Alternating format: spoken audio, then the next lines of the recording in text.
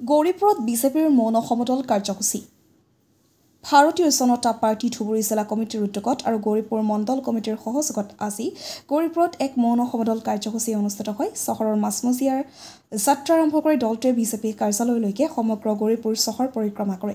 দেশ বিভাজনৰ বিভীষিকা স্মৰণ আৰু বিভাজনত নিহত হিন্দু শিশুসহ নিৰ্যাতিত লোকসকলৰ সন্মানৰ বাবে এই কাৰ্যসূচী গ্ৰহণ কৰা হয় বুলি জানিব পৰা গৈছে।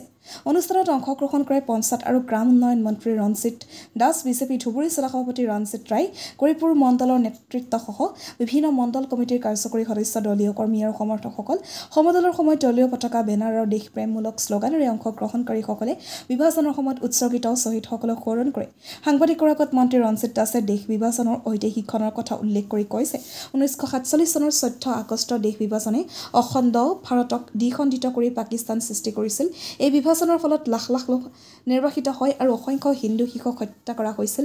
সেই সময়ত যিসকল লোকৰ নিজৰ ঘৰবাৰী এৰি দেশ এৰি আহিব পৰা নাছিল, সিহঁতে বছৰ বছৰ ধৰি নিৰ্যাতন ভোগ কৰিবলগীয়া হৈছিল। তেওঁ আৰু কয়, দেশ বিভাজনৰ যন্ত্ৰণাৰ ত্যাগৰ স্মৃতি নতুন প্ৰজন্মৰ মাজত প্ৰচাৰ কৰিবলৈ এনে কাৰ্যসূচী অব্যাহত ৰাখিব লাগিব। থেপথেপিৰ পৰা Mrinal Roy report, North East Frontier News. 15 August আমাৰ কাৰণে নিশ্চিত ওপৰত এক সুখৰ বা আনন্দৰ খবৰ, কাৰণ 15 আগষ্ট তাৰিখে আমি স্বাধীনতা পাইছিলোঁ, স্বাধীনতা দিৱস পালন কৰোঁ।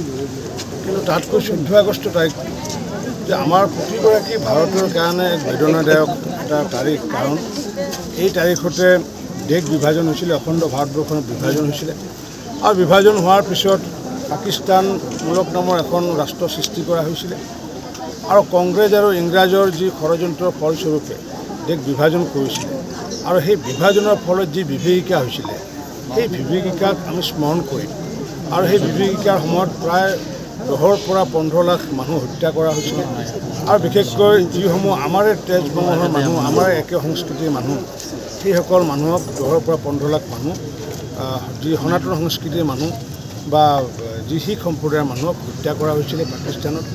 আৰু হত্যা কৰা অকল নহয়, সহস্ৰাধিক মহিলাক, কেইবা লক্ষাধিক মহিলাক ধৰ্ষণ কৰিছিলে আৰু ধৰ্ষণৰ লগত যোনে সন্মতি নিদিছিলে তেওঁলোকক ধৰ্মান্তৰ কৰিছিলে।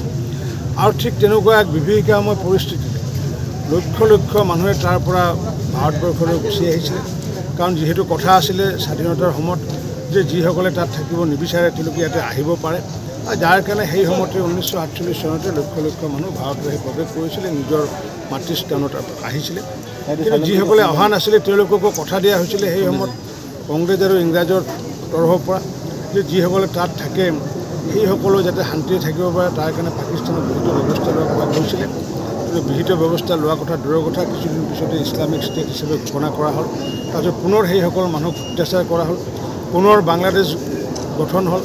বাংলাদেশতো একেধৰণৰ কথা আছিলে যে ভাষাৰ ওপৰত স্বাধীনতা আনিছিলে।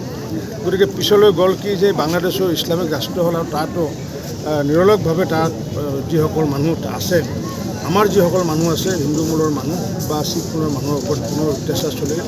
গতিকে এই যে বিভীষিকা এই 47 চনৰ পৰা এতিয়ালৈ চলি থাকিলে, আমি সেইকাৰণে নতুন প্ৰজন্মই যাতে বুজি উঠে, গম পায় যে ভাৰত বিভাজনৰ ফলস্বৰূপে যি বিভীষিকা হৈছিলে, সেই বিভীষিকা দিৱসক আমি স্মৃতি হিচাপে লৈ পেলাই আমি সমগ্ৰ ভাৰতবৰ্ষতে এই কাৰ্যসূচী আয়োজন কৰিছোঁ।